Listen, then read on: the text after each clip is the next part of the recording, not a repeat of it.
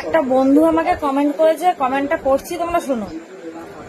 যে দাদা ঠিক মতো গাড়ি চালাতে পারছে না, গাড়িটা একদিন আমাকে চালাতে দাও, কিভাবে চালাতে হয় দেখিয়ে দিচ্ছি। তোমাকে একটা কথা বলি, শোনো। দাদা গাড়িটা চালাচ্ছে আস্তে আস্তে, ধীরে সুস্থে চালাচ্ছে, ঠিক আছে? ওই জন্যেই তোমরা এই কথাটা বলছো।